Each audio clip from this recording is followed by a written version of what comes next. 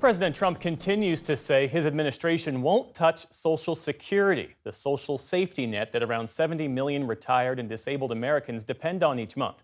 But as Elon Musk and the so-called Department of Government Efficiency look to slash federal jobs and spending, the Social Security Administration has plans to cut 12% of its workforce. Our Laura Barone Lopez reports on how that could affect the program and its payments. The acting agency head told employees this week that it's Musk and Doge that are calling the shots at SSA.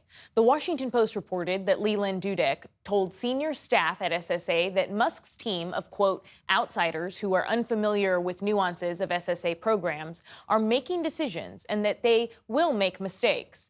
And this morning, the agency told its workers they can no longer use their government computers to look at, among other things, news websites, even blocking access to some of them.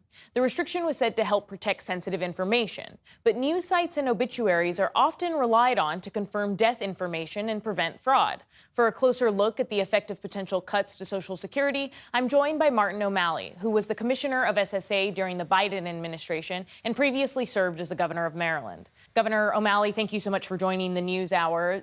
The Social Security Administration is looking to cut 12% of its workforce, some 7,000 people. How will people receiving Social Security benefits potentially feel the effect of those cuts? How will this impact the agency?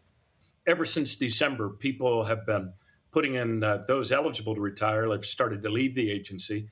The agency already had been driven down to a 50-year low in staffing, even as baby boomers of my generation swelled their customer ranks to a new record high every single day. So people are going to experience much longer wait times on the telephone. We had gotten that speed to answer down to 12 and a half minutes. It's now shot back up on average to over a half hour now. You're going to see more people dying waiting in line for their initial disability determinations, which we had started to get moving in a better direction. That's now going back up. And it's going to take longer when people do decide to retire to actually effectuate that claim and get them into a payment status. Ultimately, all of this cratering out of the agency, all of this gutting of the agency's customer service staffing is going to have, I think, very widespread consequences for all 72 million people receiving Social Security, because they've never had to operate these old systems with such few staff, and they are being gutted every single day. I think they're going to drive more than 7,000 people out of the agency. There could be more changes coming to the agency. Elon Musk has called Social Security, quote, a Ponzi scheme. President Trump claims that millions of people from 100 years old to 300 years old are getting Social Security money. And Speaker Mike Johnson has told people to not believe the Social Security Administration Inspector General report that said that only 1% of Social Security payments are improper. What's your response to all of that? It seems that there's a concerted effort to undermine public trust in Social Security, an institution which, by the way, Laura, has the highest trust rating, second only to the Interior Department and Smokey the Bear. So all of these things, we've heard these arguments before, the Ponzi scheme one. There are not tens of millions of dead people walking around stealing our benefits. That's been debunked by everyone, including the acting commissioner who's saluting and taking orders from Doge. So I think what they're trying to do is undermine public trust and public confidence in Social Security. I believe they are intentionally trying to break it so that then they can loot it for some reason. I don't really understand what that reason is, but they seem to be hell-bent on gutting the agency and driving it into a ditch. In an email to employees earlier this week, the acting administrator said that SSA needs to, quote, outsource non-essential functions to industry experts. So some in the agency took that to mean that maybe they're going to privatize elements of the SSA. That could potentially be one of the goals here. What impact would that have if they move to privatize sections of the agency?